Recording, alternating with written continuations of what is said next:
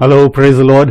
परमेश्वर को हम धन्यवाद देते हैं कि एक बार फिर से प्रभु ने आपको और मुझे अपनी पवित्र उपस्थिति में आने का और अपने महान अनुग्रह में एक दूसरे से मिलने का एक बार फिर से मौका दिया।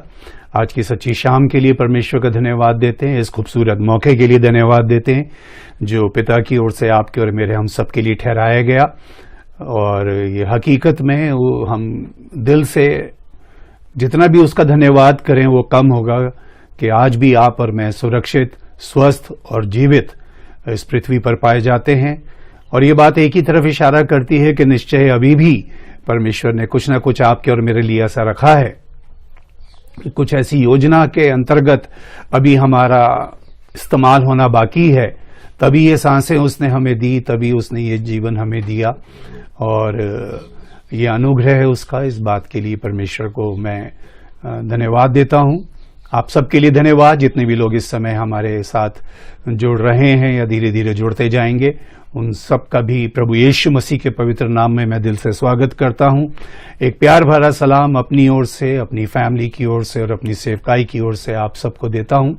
काश कि आज हमारा इकट्ठा होना हम सबके लिए एक आत्मिक उन्नति का और हमारे परमेश्वर की महिमा का कारण ठहरे। और साथ ही साथ मैं hope for the changing world ministry के इस पेज के लिए और इसकी पूरी टीम के लिए, specially reverend doctor Mrs Agnes Philip के लिए धन्यवाद देता हूं, जिन्होंने एक बार फिर से बड़े आदर, सम्मान और प्रभु के प्रेम में होकर के मुझे आमंत्रित किया। और ये मेरा भी सौभाग्य है कि उनके इस प्रयास के द्वारा मैं आप सबसे मिल पाता हूं, आप सबसे बातचीत कर पाता हूं। तो ये इस खूबसूरत मौके के लिए मैं दिल से प्रभु को धन्यवाद देता हूं।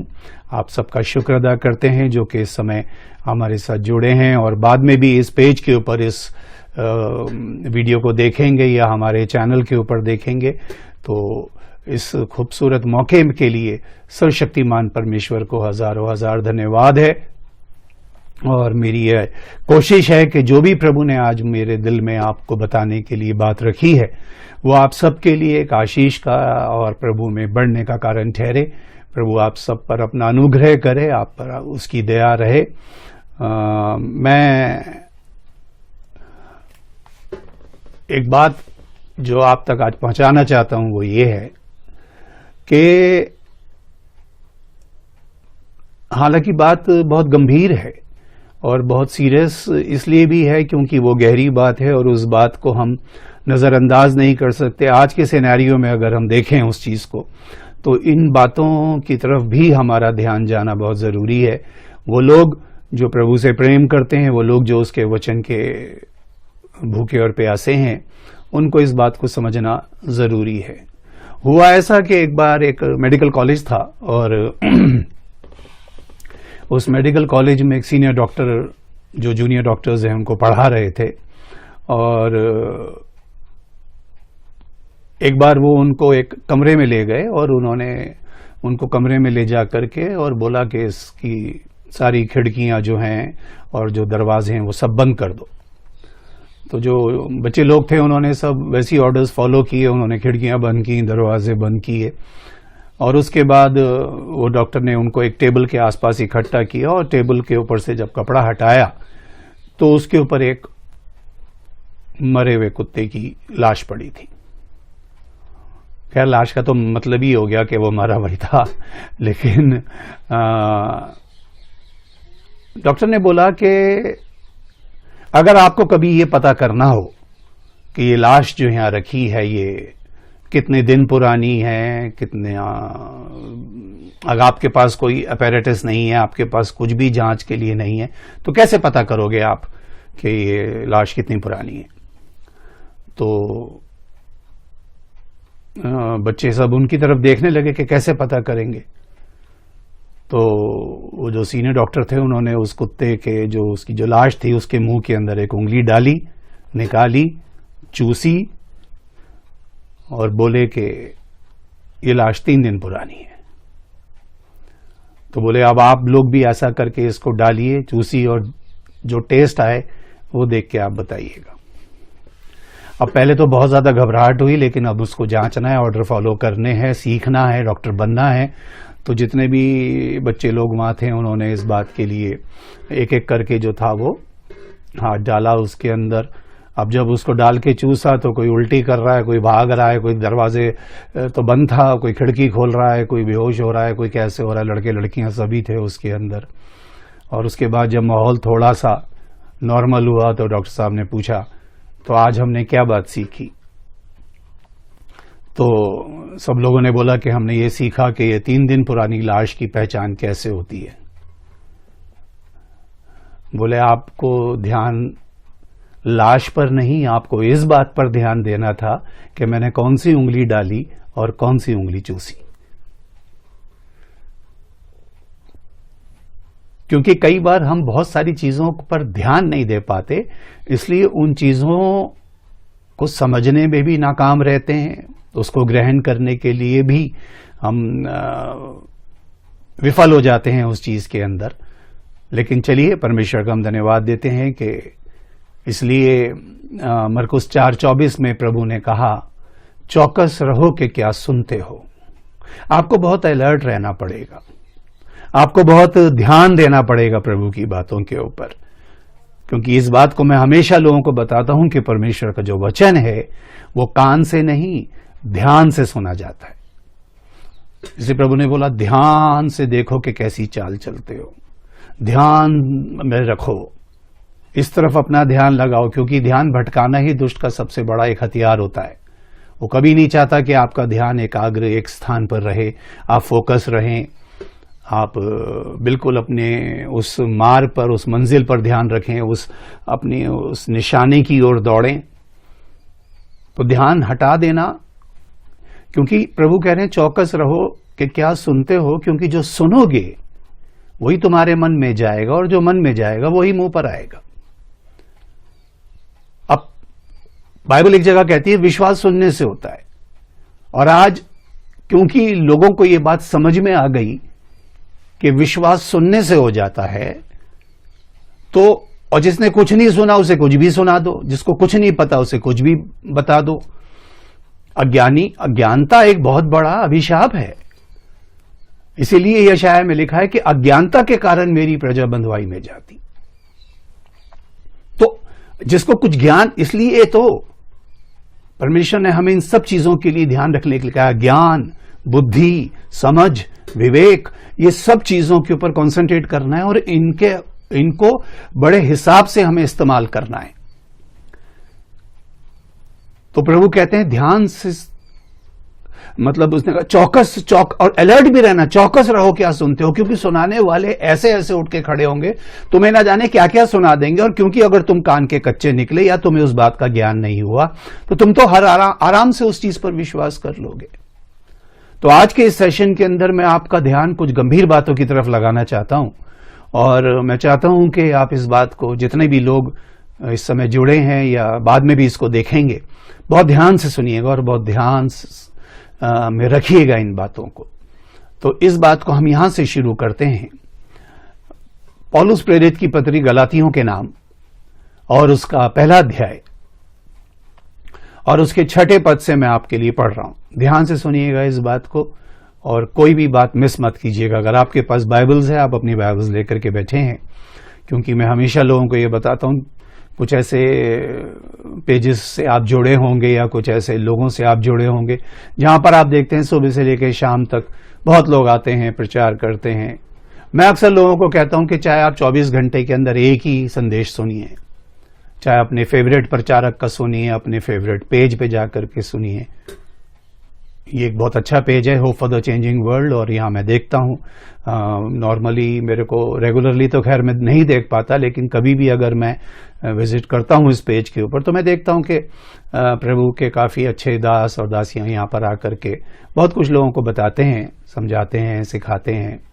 और कई बार उसमें देखता हूं मैं कि कुछ व्यूज ज़्यादा हैं, किसी में कम है, क्योंकि अब मुझे ऐसा लगता है कि शायद बोलने वाले भी थक गए और सुनने वाले भी थक गए, क्योंकि अब सुनाने वाले खुद भी खड़े होकर सुनाने लगे हैं, तो इसलिए इतना शायद महत्व नहीं है। लेकिन फिर भी मेरा कहना यह है कि अगर 24 घंटे में आप एक संदेश भी सुनते हैं तो कम से कम उस वचन की मर्यादा रखिए और इस प्रकार से बैठ करके उसको सुनिए कि आपकी बाइबल आपके पास होनी चाहिए, आप ऐसा सोचिए कि आप एक कलीसिया में हैं और परमेश्वर का जो दास है वो उसके जरिए परमेश्वर आपसे बात कर रहा है, तो वचन की हर बात को ध्यान से सुनिए, चाहे वो सेशन आधे घंटे का है, 45 मिनट का है, 1 घंटे का है, जितना भी समय आप दे रहे हैं, लेकिन उस समय आपका पूरा फोकस, पूरा ध्यान उसी तरफ होना चाहिए। तो मैं शुक्र अदा करता हूं आप जितने लोग इस समय देख रहे हैं या बाद में भी देखेंगे कि यहां गलतियों की पत्री को लिखते हुए या गलतियों के नाम जब पौलुस प्रेरित ये बात लिख रहा है, तो वहां पे वो ये कहता है, पहले अध्याय के 6 पद से मैं पढ़ रहा हूं, मुझे आश्चर्य होता है कि जिसने तुम्हें मसीह के अनुग्रह से बुलाया उससे तुम इतनी जल्दी फिरकर और ही प्रकार के सुसमाचार की ओर झुकने लगे। मुझे हैरानी होती है, कहता है, कि जिसने तुम्हें मसीह के अनुग्रह से बुलाया उससे तुम इतनी जल्दी फिरकर और ही प्रकार के सुसमाचार की ओर झुकने लगे। 1-2 पद पढ़ देते हैं और फिर इस पे आएंगे। 7वां पद, परंतु वो दूसरा सुसमाचार है ही नहीं। लोग सुना रहे हैं, तुम असली सुसमाचार पे से हट के उसकी ओर झुक रहे हो, लेकिन मैं तुम्हें बताना चाहता हूं कि और कोई दूसरा सुसमाचार है ही नहीं। पर बात यह है कि कितने ऐसे हैं जो तुम्हें घबरा देते हैं और मसीह के सुसमाचार को बिगाड़ना चाहते हैं। अब ध्यान से सुनिएगा, पहले हम इसको पढ़ लेते हैं और फिर हम इन बातों के ऊपर थोड़ा समय लगाएंगे। 8वें पद में कहता है, परंतु यदि हम, एक सुसमाचार प्रचारक, एक प्रेरित इस बात को लोगों को कह रहा है, यदि हम या स्वर्ग से कोई दूत भी उस सुसमाचार को छोड़ जो हमने तुमको सुनाया है, कोई और सुसमाचार तुम्हें सुनाए तो शापित हो। जैसा हम पहले कह चुके हैं वैसा ही मैं अब फिर कहता हूं कि उस सुसमाचार को छोड़ जिसे तुमने ग्रहण किया है, यदि कोई और सुसमाचार सुनाता है तो श्रापित हो। अब मैं क्या मनुष्यों को मनाता हूं या परमेश्वर को? क्या मैं मनुष्यों को प्रसन्न करना चाहता हूं? और आगे लिखता है, यदि मैं अब तक मनुष्यों को ही प्रसन्न करता रहता तो मसीह का दास ना होता। कहने का मतलब यह है, आज हम इस बात को सीखेंगे कि जो सुसमाचार हम तक उन प्रेरितों के द्वारा पहुंचा, आज उस सुसमाचार के बिल्कुल पैरेलल, बिल्कुल साइड बाय साइड, जैसे रेल की 2 पटरियां होती हैं ना, तो उस सुसमाचार के बिल्कुल पैरेलल आज एक दूसरा सुसमाचार भी चल रहा है, और वो भी सुसमाचार करके ही बताया जा रहा है। उसको सुन के तो बल्कि ज्यादा खुशी हो जाती है लोगों को। इस वाले सुसमाचार को सुनकर तो हो सकता है कि लोगों को लगता हो कि अभी बहुत पश्चाताप करना है, मन फिराना है, प्रभु के आगे टूटना है, गिड़गिड़ाना है, बहुत सी बातों की माफी मांगनी है। इस वाले सुसमाचार को सुनकर के तो कहीं भी ना कोई पश्चाताप, ना कहीं कोई डर, ना कोई भय प्रभु का। यहां तो बस ब्लेसिंग ही ब्लेसिंग है, हीलिंग ही हीलिंग है, प्यार ही प्यार है, अनुग्रह ही अनुग्रह है। और ये बिल्कुल सुसमाचार के साथ में चलाया जा रहा है इस समय। और वो कह रहा, मुझे हैरानी हो रही है कि तुम इस सुसमाचार को छोड़कर दूसरे की तरफ कैसे झुक गए, तुम इस पटरी को छोड़कर दूसरी पटरी पे कैसे चलने लगे। क्योंकि जब तुम इस पर चल रहे थे तो तुम्हारे जीवन के अंदर एक करेक्शन, एक पवित्रता, एक सिद्धता की ओर तुम बढ़ रहे थे। तुम सारी दुनिया को छोड़ के सिर्फ अपने आप को जांच रहे थे, तुम अपने आप को पहचानने की कोशिश कर रहे, तुम अपनी कमियां ढूंढ रहे थे। आज तुम दूसरों की कमियां लोगों को बताने लगे। ये तुम्हें किसने अधिकार दिया? तुम्हें ऐसा कैसे मिल गया वो कि तुम अपनी बातों को छोड़कर दूसरी बातों में लग गए जा करके? और आगे क्या लिखा है देखिए, बहुत सीरियस बात है, इसको थोड़ा समय लगेगा समझने में, लेकिन मुझे लगता है कि जितना भी समय हमारे पास है मैं कोशिश करूंगा उसमें इसको पूरा कर दूं। परंतु वो दूसरा सुसमाचार है ही नहीं। तुम्हें दिख तो रहा है कि वो है, लेकिन वो है नहीं। वो क्रिएट किया जा रहा है, वो बनाया जा रहा है, वो प्रिपेयर किया जा रहा है तुम्हारा अटेंशन अपनी तरफ डाइवर्ट करने के लिए, तुम्हारा फोकस अपनी तरफ लगाने के लिए, तुम्हारा ध्यान बाकी चीजों से हटा के अपनी तरफ लगाने के लिए। मैं कई लोगों को देख रहा हूं कि वो ठीक है, मानता हूं कि भाई हमारे घर में तस्वीरें, मूर्तियां नहीं होनी चाहिए, बाइबल तो यही कहती है, फिर भी बहुत से मसीही लोग, है ना, चलो क्या कहें, वो मुख्य आज्ञा तोड़ के ही चलो वो अपने आप को विश्वासी समझ रहे हैं। लेकिन मैं कई लोगों को ऐसा देख रहा हूं जो सुसमाचार के प्रचारक हैं या जो लोगों को बता रहे हैं इस किस्म का सुसमाचार, वो कह रहे हैं प्रभु की हटाओ, हमारी लगाओ, हमारी फैमिली की लगाओ। यहां तक कि लोगों ने, अगर मैं सोशल मीडिया पे भी कई बार देखता हूं, उन्होंने उस प्रोफाइल फोटो में अपने जगह उनकी फोटो लगा रखी। तुम कैसे झुक गए इस तरफ?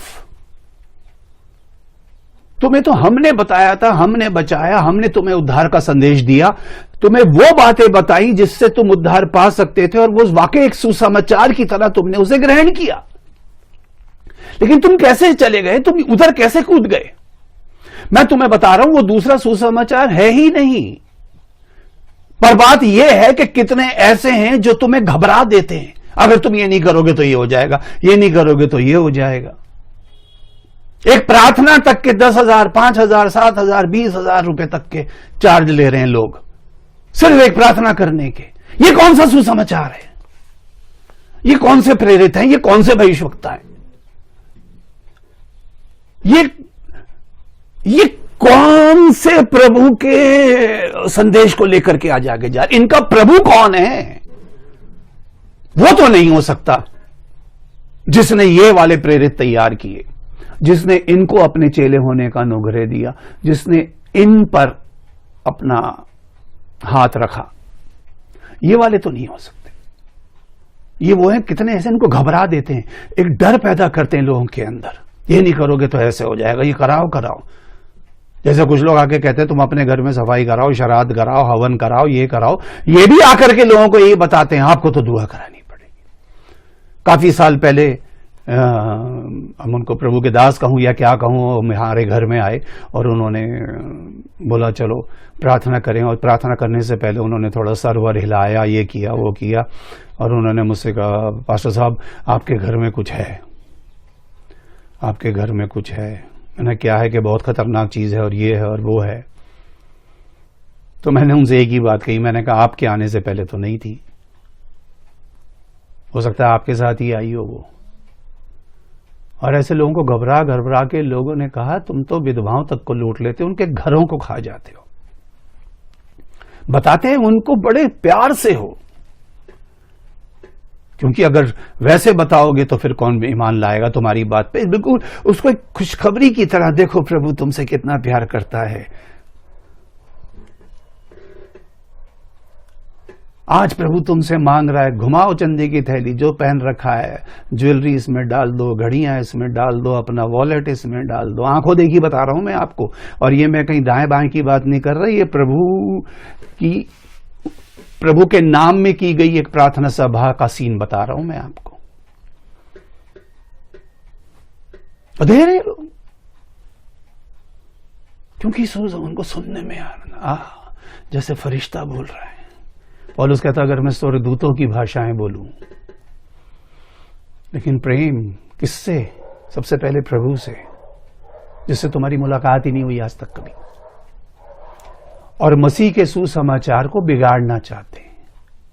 उनका मकसद अपना सुसमाचार चलाने का क्यों है? क्योंकि ताकि ये बिगड़ जाए, इसमें खराबी आए। वो मसीह का सुसमाचार को बिगाड़ना चाहते हैं, और चल रही है इस समय दुनिया के अंदर बिल्कुल पैरेलल एक ऐसी मिनिस्ट्रीज चल रही हैं, एक ऐसी सेवकाई चल रही है कि जो हकीकत में कोई और ही सुसमाचार लोगों को सुना रहे हैं।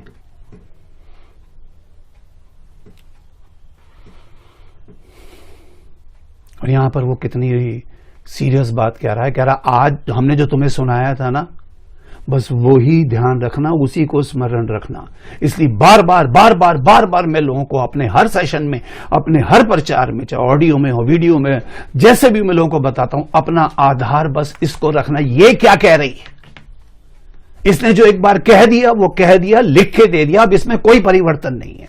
इसके अलावा जो तुम्हें कुछ बताएगा तो वो अपना कुछ अलग से चलाने की कोशिश कर रहा है। बोले हाँ बाइबल तो ठीक है, लेकिन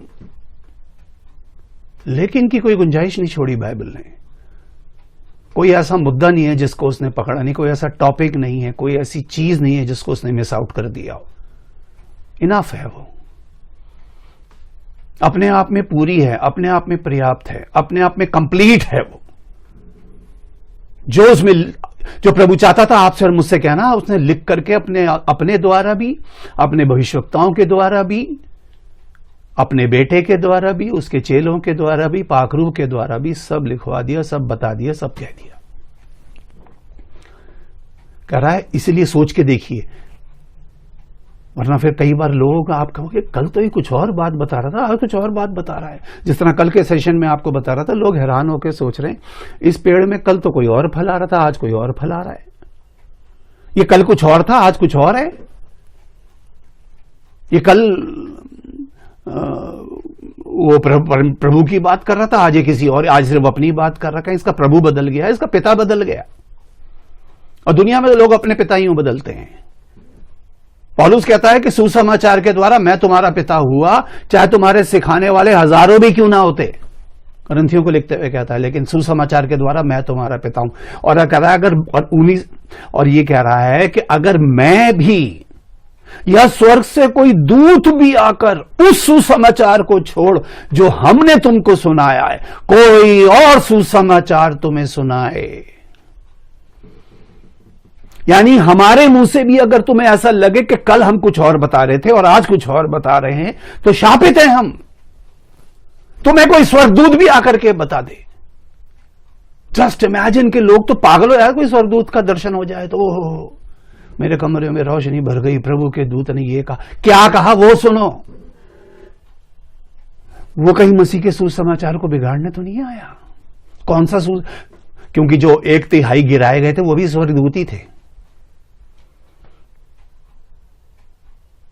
लूसीफर कल भी स्वर्गदूत था, आज भी स्वर्गदूत है। ऐसा नहीं कि उसके पंख नोच के फेंक दिए परमेश्वर ने। हाँ, उसकी सामर्थ, उसका जो अधिकार है वो परमेश्वर ने जो स्वर्ग में उसको दिया था वो वहां से उसको हटा दिया, उसकी पोस्ट खत्म कर दी और उसको वहां से रिमूव कर दिया।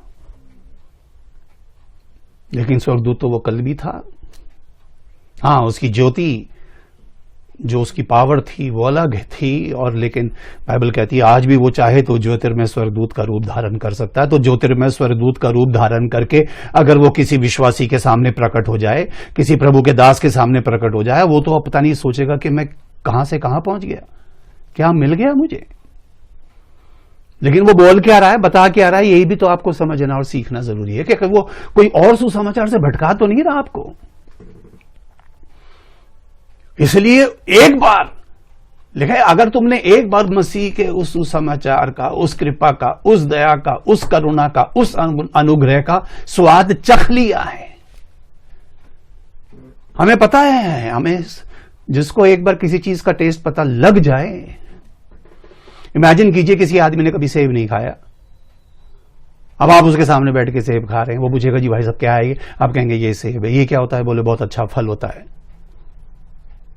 फिर आप उसके सामने बैठ के खा रहे हैं, आप क्या कह रहे हैं, हा, इसका छिलका कितना मीठा, खट्टा खट्टा खट्टा है, वो इसका गूदा कितना मीठा मीठा है। तो वो सिर्फ देख रहा है, उसको स्वाद का पता नहीं है, वो सिर्फ ऑब्जर्व कर रहा है उस चीज को। आज बहुत से लोग सिर्फ प्रभु को, मैं कह रहा हूं बाइबल में लिखा, चक्कर देख लो। एक बार अगर स्वाद आपको समझ में आ गया तो फिर उसके बाद आप, स्वाद तो ऐसी चीज है कि स्वाद पे तो बड़े बड़े लोग निछावर हो गए। आज भी लोगों को कोई चीज डिश खानी होती है, वहां चलो उसका बहुत टेस्टी होता है, ये चीज वहां चलो उसका बहुत टेस्टी होता है। और किसी को भेज दिया, जा ले आ, वो ले आया, खाने वाले जिसने खाया होगा ना वो खा के बता देगा अगर नहीं ये उस दुकान का है ही नहीं, कहीं और से लाया, तो उसका टेस्ट मैं जानता हूं। जिस सुसमाचार का टेस्ट आपको आ जाएगा ना, फिर दुनिया का कोई भी सुसमाचार आपको भटका नहीं पाएगा। अच्छी से अच्छी, कीमती से कीमती, बड़ी से बड़ी, मैं कह रहा हूं चाहे वो आशीष ही लुटा रहा हो आपके ऊपर, आपको पता है ये बात मेरे प्रभु की ओर से नहीं है, ये सुसमाचार है ही नहीं। चाहे वो स्वर्गदूत बनकर के क्यों ना सुना रहा हो, चाहे उसकी बातों में रस क्यों ना टपक रहा हो। आजकल तो रस ही रस तो टपकाया जा रहा है। आज करेक्शन की बात कौन कर रहा है, आज ताड़ना की बात कौन कर रहा है, आज मन फिराने का वचन कौन दे रहा है, आज गिड़गिड़ा करके प्रभु के सामने टूटने का, पश्चाताप करने का कौन दे रहा है। बस एक ही चीज सुनते जाओ, प्रभु सबसे प्यार करता है, प्रभु सबको बरकत दे रहा है, प्रभु सबको आशीष दे रहा है। इसी को तो सुनने के लिए जा रहे हैं लोग, कि जहां कुछ प्रकट ना करना पड़े, जहां पे कुछ कन्फेशन ना करना पड़े, जहां पर कुछ अर्पण ना करना पड़े, जहां हम जहां थे जिस गंदगी में है उसी गंदगी में आकर के हमें सारी बरकत दे दो। ये गंदगी छोड़ने को मत बोलो, यहां से निकलने की बात मत करो। यार हम या स्वर्ग से कोई दूध भी उस सुसमाचार को छोड़ जो हमने तुमको सुनाया, कोई और सुसमाचार तुम्हें सुनाए तो शापित हो। और क्या कहता है, और जैसा हम पहले कह चुके हैं वैसे ही अब मैं फिर कहता हूं कि उस सुसमाचार को छोड़ जिसे तुमने ग्रहण किया। मैंने आपको क्या बताया है, हमेशा वचन सुनने के लिए ही नहीं, ग्रहण करने के लिए होता है। एक बार अगर अंदर वो ग्रहण हो गया ना, तो फिर तो अच्छे से आप समझ जाओगे कि ये बात वचन के अनुसार है या नहीं है, ये बात बाइबल के अनुसार ही चल रही है या कोई और ही रोड पे हमें लेकर के जा रहा है ये व्यक्ति, या कहीं और ही रास्ता तो नहीं दिखा रहा। उसका मकसद तो सुसमाचार को बिगाड़ना और आपको उस रास्ते से हटाना। और कहता किसी और तरफ झुकने लगे। आप झुकने का मतलब है अब आप मुड़ने लगे। आप एक स्ट्रेट लाइन ड्रॉ करना किसी भी पेज, पेपर के ऊपर, बोर्ड के ऊपर, कहीं पे भी, ठीक है, और उसके बिल्कुल नीचे से ना एक छोटी सी लाइन, हल्की सी छोटी सी, इधर को राइट को या लेफ्ट को आप ड्रॉ कर देना, बहुत हल्का सा एंगल दे करके। और उसके बाद कंपास रख करके या वो जो प्रोटेक्टर होता है उसको रख करके आप उस लाइन को आगे लेके जाना।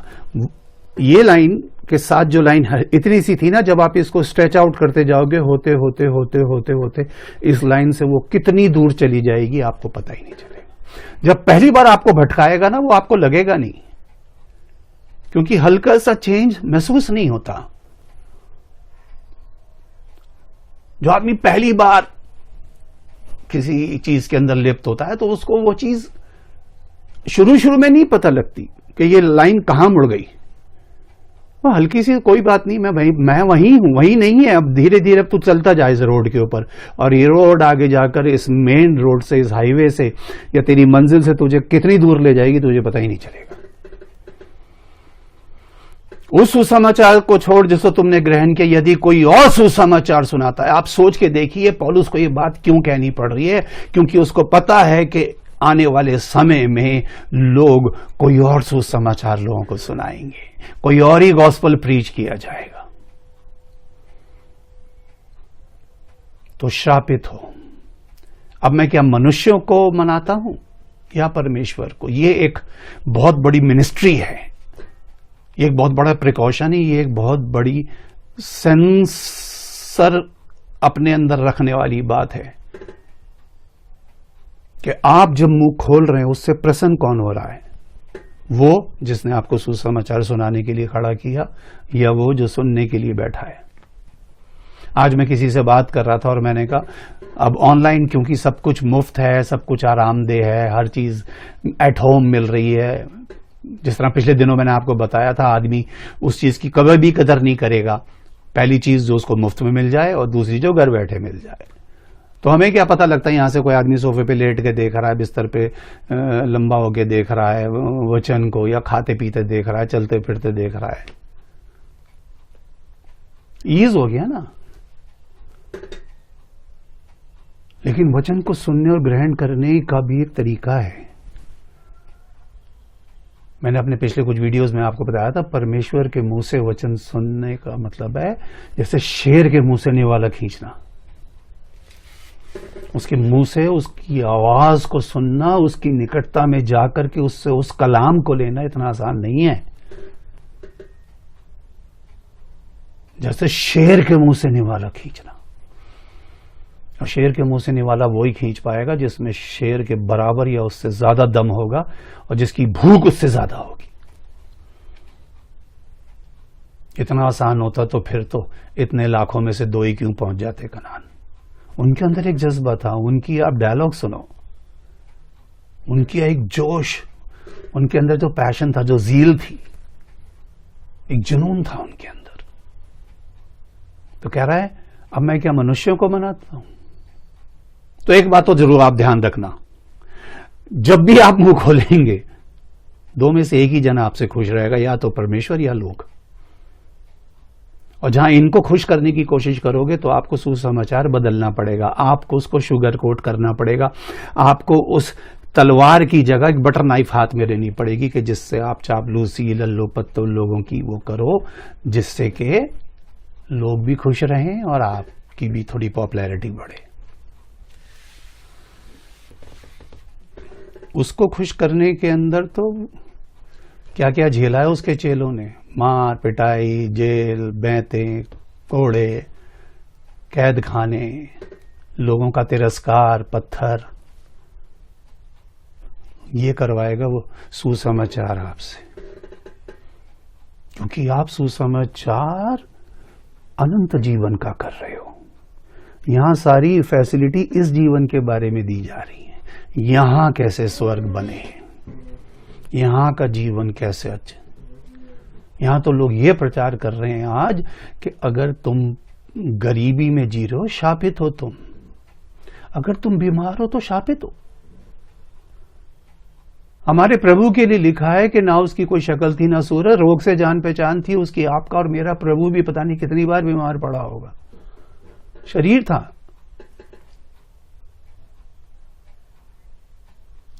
गुनाह की वजह से जो लोग बीमार पड़े, उनके प्रभु ने उनके गुनाह माफ करके बोला जाओ तुम्हारे गुनाह माफ हो गए तो ठीक है। ये वो भी एक रीजन है बीमारी आने का, लेकिन शाप तो ले गया। वो गलतियों 3:13 में लिखा है, जो हमारे लिए शापित बना उसने व्यवस्था के शाप से हमें मोल लेके छुड़ा लिया। मेरा एक संदेश है, पाप और श्राप, आप उसको सुनना, आपको समझ में आ जाएगा पाप और श्राप में क्या फर्क है। तो चलिए यहां पर ऐसा लिखा है,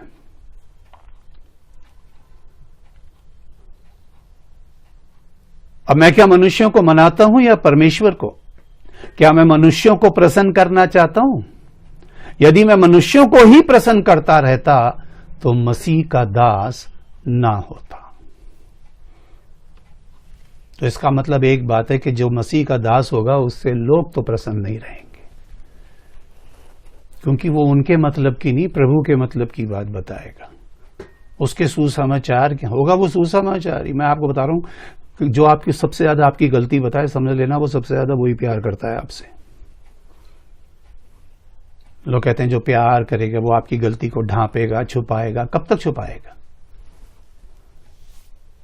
कब तक छुपाएगा? और छुपा करके उसका फायदा क्या होगा और आपको क्या नुकसान हो जाएगा उससे, आप सोच के देखिए। इसलिए लिखा है कि खुली हुई डांट जो है वो गुप्त प्रेम से उत्तम है, लेकिन बैरी अधिक चुंबन करता है। कोई आपसे बुरी बात कहे तो उस पर शक मत करना, लेकिन कोई बहुत ज्यादा मीठा, बहुत ज्यादा प्यार, बहुत ज्यादा आपसे लिपट, आय हाय हाय आप तो मेरे ही, आप तो मेरे वो, उसको जरूर टेढ़ी आंख से देखना कि आफ्टर ऑल ऐसा क्यों है, इतना क्यों प्यार न जता रहा है ये? कोई ना कोई तो कोई चीज है। लोग लोगों को कह रहे हैं आओ मेरे पास भेजो, मुझे ये भेजो, मैं आपके लिए प्रार्थना कर रहा हूं, मैं आप। अरे लोगों के लिए छोड़ो, अपने लिए प्रार्थना करो कि कम से कम तुम उस ट्रैक पे बने रहो जो प्रभु ने तुम्हें दिया है। लोगों के लिए प्रार्थना मत करो, लोगों को प्रार्थना करने वाले बना दो, वरना जीवन भर उनको छींक भी आएगी ना तो भी तुम्हारा नंबर घुमाएंगे। भाई साहब सिस्टर,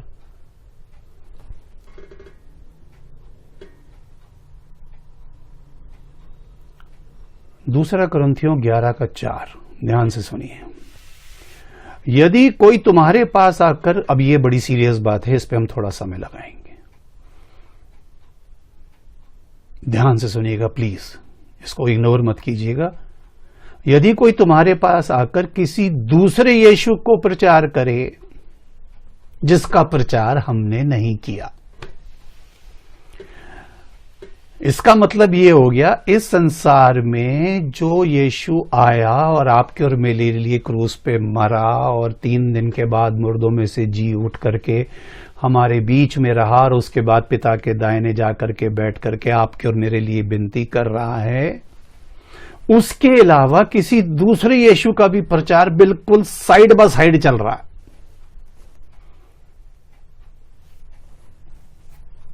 और मैं कई बार इस बात को नोटिस करता हूं और कई बार मेरे मन में यह बात आती है कि हकीकत में ये जो प्रभु यीशु मसीह के बारे में खड़ा होकर बता रहा है ना, जिस यीशु ने हमारे लिए जान दी उससे तो इसकी मुलाकात कभी हुई नहीं, उसके बारे में तो इसने कभी जाना ही नहीं, इसकी तो कोई जान पहचान ही नहीं, इसका तो कोई दूर दूर तक उस यीशु से वास्ता ही नहीं जिस यीशु को यह प्रेजेंट कर रहा है। आज आप फेसबुक पे जाओ, आप सिर्फ जीसस प्रिंट कर लेना, कई लोगों ने तो अपने नाम के आगे, कई लोगों ने तो पहले जीसस लिख दिया।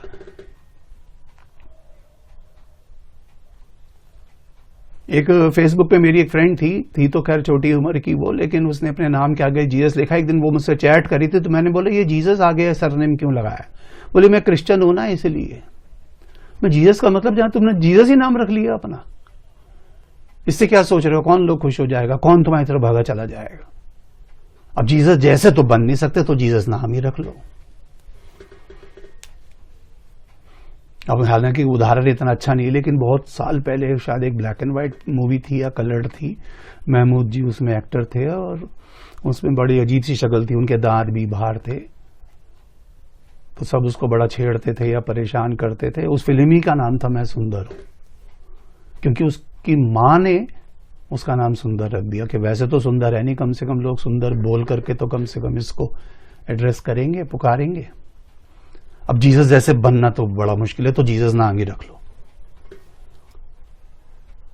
इसलिए कई बार मैं लोगों को बहुत चिताता हूं कि बाइबल के किसी कैरेक्टर का नाम बच्चों को मत दो अपने। कई लोग कहते हैं बाइबल में से कोई नाम बताइए भाई बच्चे के लिए। नाम बताने में तो कोई बात नहीं, नाम तो बता देंगे, लेकिन फिर उस नाम को कोई अपशब्द इस्तेमाल मत करना, उसको गाली गलौच मत करना।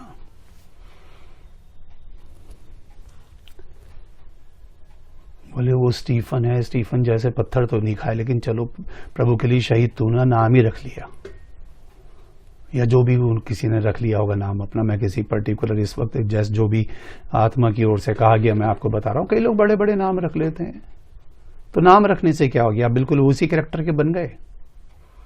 तो यहां पे लिखा है किसी दूसरे यीशु का प्रचार करें। मैं आपको हकीकत बता रहा हूं, ये बाइबल आप ही के हाथ में है और आप ही के हाथ में जो बाइबल है उसी की आयत आपको पढ़ा रहा हूं कि किसी दूसरे यीशु का प्रचार भी साइड बाय साइड चल रहा है, जिसका प्रचार हमने नहीं किया। इसका मतलब जिसका प्रचार हमने किया वो यीशु अलग है, और जिसका प्रचार इस समय संसार में किया जा रहा है वो यीशु अलग है। ये तो कई बार रस्सी का कोड़ा भी बना देता है, ये तो डांट भी देता है, ये तो हाय भी करके लोगों से बात करता है। बड़े बड़े जितने भी शास्त्री फरीसी उनके मुंह पे खड़े होकर उनको बोलता था तुम पर हाय। आज तो लोग पांव में लौट रहे हैं लोगों के। चापलूसी की हद कितनी है, कोई नाराज ना हो जाए बस। तो नंबर 1 ध्यान से सुनिए, किसी दूसरे यीशु जिसका प्रचार, या कोई और आत्मा तुम्हें मिले, बताई वो भी पवित्र आत्मा करके दी जाएगी तुम्हें। एहसास तुम्हें यही होगा कि मैंने पाक रूह पा लिया, लेकिन उसका ना कोई फल, ना कोई चिन्ह और ना कोई वरदान तुम में दिखेगा। बांटी तो जाएगी रिसीव द होली स्पिरिट, पाकरू लो, पाकरू लो, पाकरू। आज मोबाइल पे बांट रहे हैं लोग, पाकरू लो, receive the holy spirit, receive.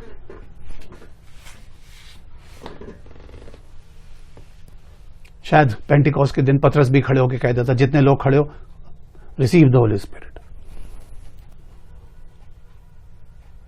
पश्चाताप कहीं हुआ नहीं, मन फिराना हुआ नहीं, बपतिस्मा हुआ नहीं, उससे पहले कैसे मिल जाएगा? उसमें गिड़गिड़ाहट है, लिखा है सुनने वालों के दिल छिद गए। आज कितने प्रचारों को सुन के लोगों के दिल छिदते हैं? कितने लोग आपका वचन सुनने के बाद आपको फोन करके कहते हैं कि भाई वाकई आज दिल आर पार हो गया, ये जो वचन था ना काट दिया उसने गांठ, और गूदे को अलग अलग कर दिया।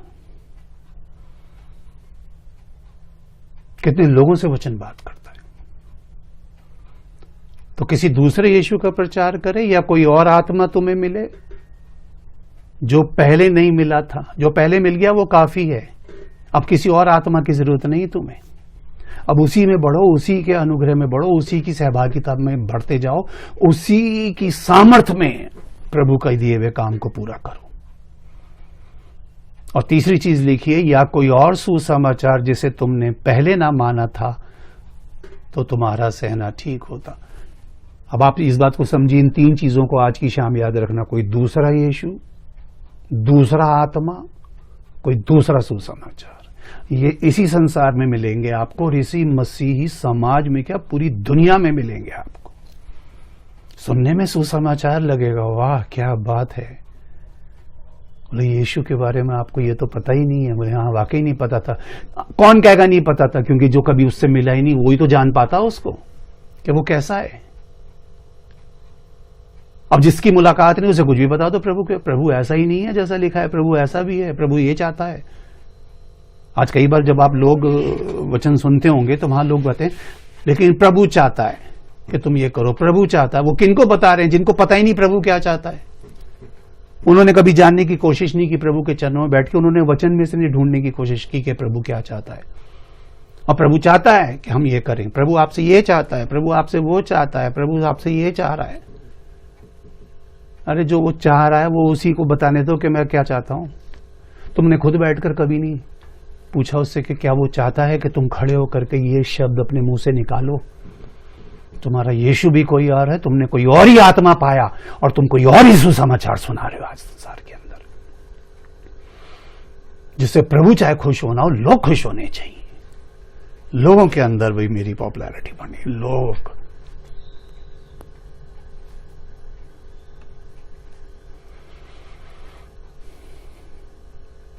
अब वो सुसमाचार लोग जो प्रभु के दासों से, प्रभु के प्रेरितों से लोगों ने सुना, वो क्यों नहीं प्रकट हो पा रहा, वो क्यों नहीं देख पा रहे। इसके लिए एक पद पढ़ रहा हूं मैं आपके लिए, पढ़ा तो आपने भी कई बार होगा। 2 कुरिन्थियों के 4 अध्याय का 3 और 4 पद मैं एक साथ ही पढ़ दे रहा हूं आपके लिए, क्योंकि समय हमारे पास थोड़ा रह गया। परंतु यदि हमारे सुसमाचार पर पर्दा पड़ा है, देखें सुसमाचार में अपने आप में जो प्रभु की ओर से दिया गया इतना जलाल है, इतनी तासीर है, उसकी ज्योति और उसका प्रकाश इतना है कि उसको तो दुष्ट कम नहीं कर सकता। अब लाइट एक जगह से दूसरी जगह तक ना जाए, इसके लिए 2 ही काम हो सकते हैं। या तो आप लाइट को ऑफ कर दो क्योंकि आप चाह रहे हैं लाइट यहां ना आए, या आप उस लाइट के आगे एक पर्दा डाल दो। तो वो जो सुसमाचार का प्रकाश है उसको तो दुष्ट कम नहीं कर सकता। वो तो अपनी जगह स्थिर है, वो तो परमेश्वर के मुख से निकला, वो तो परमेश्वर का वचन है। उसमें ना वो कोई चेंज कर सकता, ना उसको कहीं ढक सकता, ना उसको बंद कर सकता उस प्रकाश को, ना उसकी ज्योति को धीमी कर सकता। तो वो क्या करता है कि वो सुसमाचार आप तक ना पहुंच जाए तो वो बीच में एक पर्दा ले आता है। अब ध्यान से सुनिएगा, परंतु यदि हमारे सुसमाचार पर पर्दा पड़ा है तो ये नाश होने वालों के लिए पड़ा है, क्योंकि उसको दूसरा सुसमाचार सुनाना है। अब इस तरफ ध्यान चला जाएगा, तो इस तरफ ध्यान ना जाए, इसके लिए उसने एक पर्दे का इस्तेमाल किया कि ये सुसमाचार आप जान ना सको, पढ़ ना सको, सीख ना सको, समझ ना सको। अब वो जो आपको दिखाए, जो रोशनी वो पैदा करे, चाहे टेम्परेरी ही सही, इस अनंत ज्योति से हटाकर आपका ध्यान वहां लगा दे, इस अनंत जीवन से हटाकर आपका ध्यान इस संसारी जीवन पे लगा दे। आत्मा के वरदानों के भूखे होने के बजाय आप यहां कुछ इकट्ठा करने की कोशिश करो। आत्मा के फल लाने की बजाय आप यहां कुछ पाने की कोशिश करो। आत्मा के चिन्ह प्रकट करने के बजाय वो नकली चिन्ह लगा देगा। मैंने आपको बताया था, अभी समय नहीं है लेकिन मैंने आपको बताया है कि चिन्ह सबूत नहीं होता, चिन्ह अपनी जगह है और चिन्ह कभी सबूत नहीं होता। आप ये देखिए कि अगर कोई लेडी सड़क पे जा रही है और उसने मांग भर रखी है गले में, अगर उसने मंगलसूत्र डाला है, तो ये सबूत नहीं है इस बात का कि वो विवाहित है।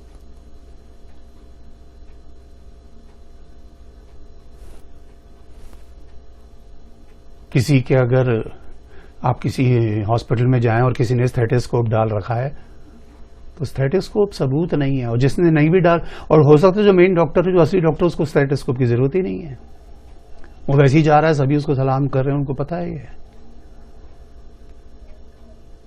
मैंने कितनी बार ये उदाहरण दिया है कि वो, आपको याद होगा, वो गाड़ी के ऊपर लाल बत्ती लगाकर आतंकवादी संसद में घुस गए थे। तो गाड़ी के ऊपर लाल बत्ती लगने का मतलब ये थोड़ी है कि अंदर कोई बड़ा मंत्री बैठा है। चिन्ह सबूत नहीं होता।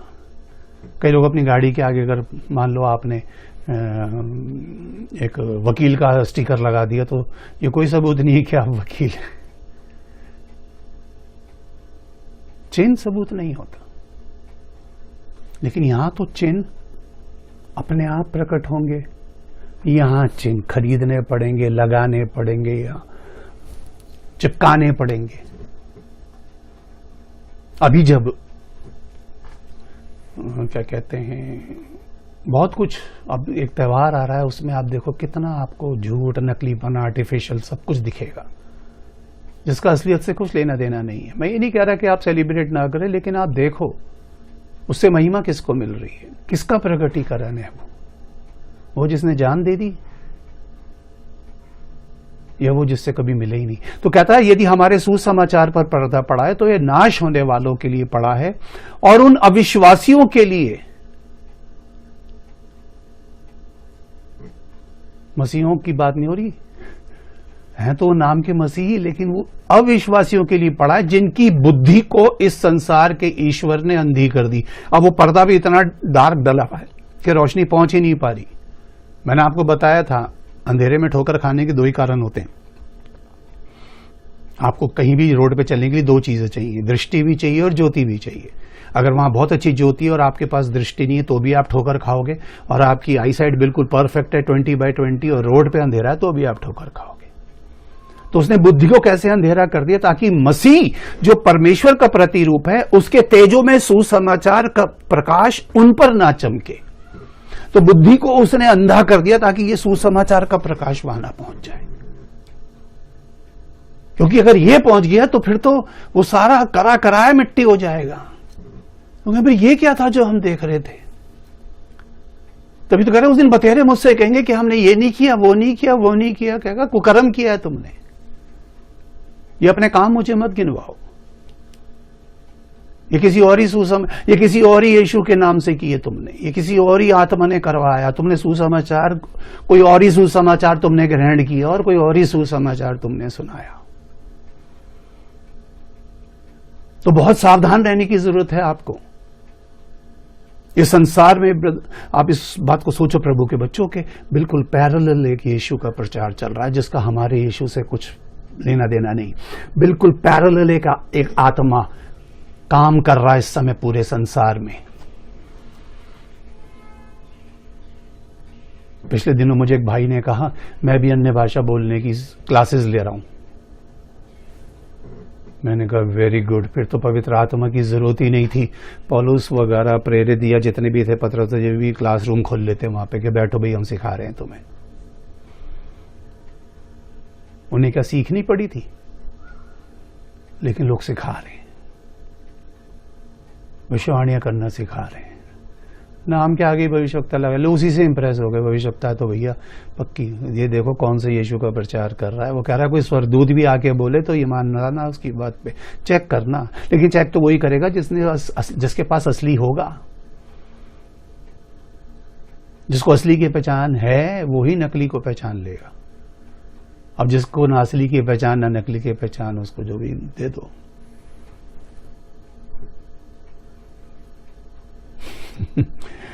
बहुत पहले की बात है, किसी ने मुझे एक बात बताई। बोले दो दोस्त थे तो उन्होंने क्या करा, उन्होंने 15 रुपए का नोट छापा। बोले 10 का भी छपता है, 20 का भी छपता है, 15 का छापो। 15 का छापा, जैसे तैसे करके। बोले यार ये शहर में तो चलेगा नहीं, फिर क्या करें। बोले चलो गांव में चलते। तो एक गांव में पहुंच गए। तो उसने बोला भैया ये पैसे खुले कराने हैं। तो उसने बोला जी पैसे खुले तो दे दूंगा लेकिन 1 रुपया कम दूंगा। बोले चले 1 रुपया कम दे दे। तो उसने 15 का नोट लिया और 7-7 रुपए के 2 नोट उनके हाथ में पकड़ा दिए। अब अगर वो बोले कि भाई ये 7 वाला नकली है तो फिर उससे पहले उनको ये साबित करना पड़ेगा कि 15 वाला असली है। आप जिस प्रभु के मानने वाले हैं, जो आत्मा आपने पाया, जो सुसमाचार आपके पास है, वो उसी बिना पे तो आप लोगों को ये बात बता पाओगे कि ये यीशु वो यीशु नहीं है जिसने हमारे लिए तुम्हारे लिए जान दी। ये आत्मा कोई और ही है जो तुम्हें कुछ और ही काम के लिए इस्तेमाल कर रहा है। ये सुसमाचार कुछ और ही है जो तुम्हें तुम्हारे रास्ते से भटका रहा है और इसने तुम्हारी बुद्धि को अंधा कर दिया ताकि उसका प्रकाश उस पर ना चमके। क्योंकि अगर असली सुसमाचार पहुंच गया वहां पे तो यहां तो सारा कराया पानी फिर जाएगा, सब कुछ ढेर हो जाएगा। और आखिर में एक पद मैं आपको बताता हूं, है तो सीरियस बात लेकिन कुछ ही मिनट बस मेरे पास रह गए हैं। इसमें कोशिश करता हूं 2-4 मिनट में इसको पूरा करूं। बातें तो बहुत सारी हैं लेकिन चलो इससे रिलेटेड सिर्फ एक ही पद पढ़ता हूं। आयतें तो बहुत सारी हैं इसमें, ऊपर भी नीचे भी। 1 कुरिन्थियों 10:21 में लिखा है, तुम प्रभु के कटोरे और दुष्टात्माओं के कटोरे दोनों में से नहीं पी सकते। तुम प्रभु की मेज और दुष्टात्माओं की मेज दोनों के साझी नहीं हो सकते। समझ पा रहे हैं? एक वो कटोरा था जो उस रात प्रभु ने अपने चेलों को पीने के लिए दिया, और आज बिल्कुल उसी की पैरेलल में एक और कटोरा चल रहा है पूरे संसार में। और ये भी एक कटोरे के रूप में ही पेश किया जा रहा है लोगों को, ये बता के किया जा रहा है कि तुम इससे पियोगे, ये वो लहू है जो प्रभु ने तुम्हारे लिए बहाया।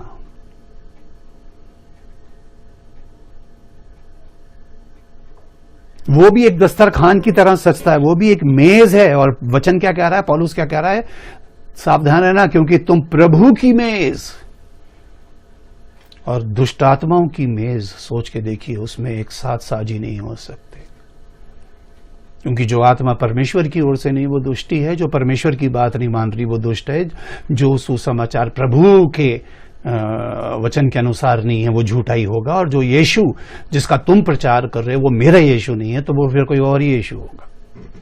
इसलिए उसको कहना पड़ रहा है, अगर कोई और आके दूसरे यीशु का संदेश सुनाए, कोई दूसरा आत्मा तुम्हें मिले, कोई दूसरा सुसमाचार, दिमाग में इसको बजने देना आज की शाम अपने सर में।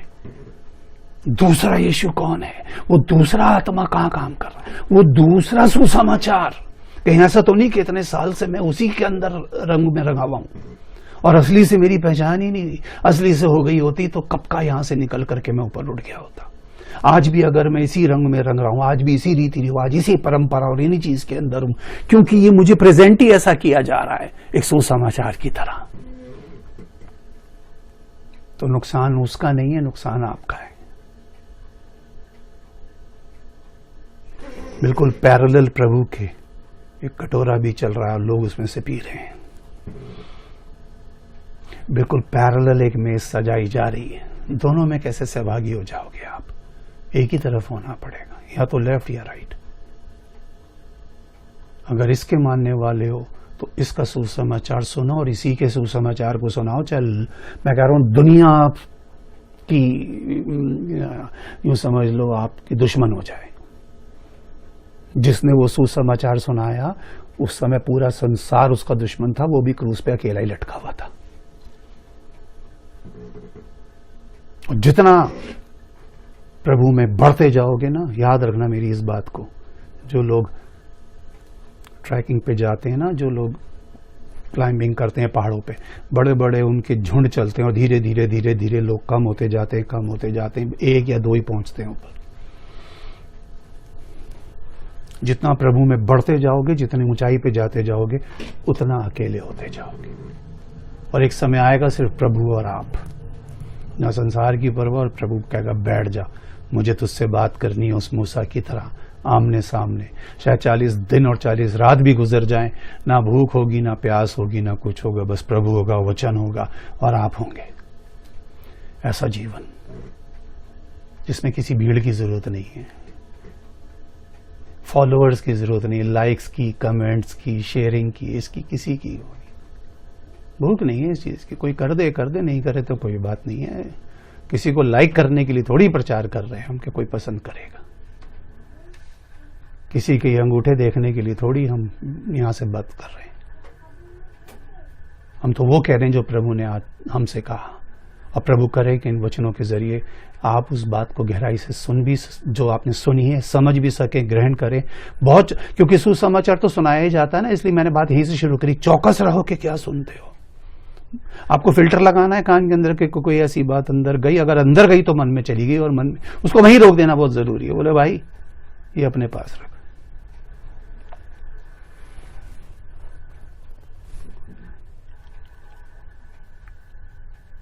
एक भाई एक बार मेरे पास आए, और ये बस कितना समय रह गया मेरे पास, चलिए 1 मिनट में बताता हूं। तो वो आए, शायद पंजाब से आएंगे। उन्होंने कहा जी मैं थोड़े वास्ते दुआ करना चाहना। मैंने कहा जी मुझे, आप पास्टर हैं? बोले हाँ जी मैं पता। मैंने कहा मुझे बस एक आयत पहले आप बता दीजिए, इस आयत का मतलब क्या है, ये करंथियों में जो लिखी है। पहले बताओ जी। मैंने कहा यहाँ लिखा है जो पुरुष सर ढक के प्रार्थना करता है वो अपने सर का अपमान करता है। इसका मतलब समझा दीजिए। दुआ तो आप कीजिएगा, कोई बात नहीं, लेकिन ये जो सर पे आपने इतना बड़ा वो पहन रखा है, मैं आपसे ये पूछ रहा हूं, ये जो बाइबल में लिखा है ना, इसका मतलब मुझे समझाओ, इसकी क्या कीमत है। ये नए नियम की कलीसिया को लिखा गया है, पवित्र आत्मा से भरी हुई कलीसिया को लिख रहा है, परमेश्वर का प्रेरित, कि जो पुरुष सर ढक के प्रार्थना करता है वो अपने सर का अपमान करता है, और पुरुष का सिर मसीह है। प्रार्थना तो बाद में होगी, पहले बताओ तो सही इसका अर्थ क्या है। मुझे समझ में नहीं आया आज तक। असली सुसमाचार कुछ और है। प्रभु के बच्चों याद रखना। तो प्रभु इन सब बातों को सीखने में, समझने में आपकी मदद करे। मैंने कोशिश की कि सागर को मैं गागर में भर सकूं बड़ी बात को छोटी करके, लेकिन पद मैंने आपको दिए, इनको बार बार पढ़ना, इन पे मनन करना, और आपको लगे कि प्रभु ने आपसे कुछ कहा है तो जरूर इस चीज को आगे लोगों को आप बताना। Thank you so very much. एक बार फिर से परमेश्वर पिता का धन्यवाद, आप जितने लोग मेरे साथ रहे उनका धन्यवाद, इस hope for the changing world ministry के पेज के लिए धन्यवाद। और प्रभु ने चाहा, प्रभु में जीवन रहा, उसकी इच्छा रही, और उसने इस बात के लिए अगर कोई योजना बनाई है तो फिर मिलेंगे और मिलकर कुछ और बातों को वचन में सीखेंगे। तब तक परमेश्वर का अनुग्रह, उसकी दया, उसकी करुणा आप पर, आपके घर और आपके परिवार पर बनी रहे, यही मेरी प्रार्थना है। Thank you so very much. धन्यवाद।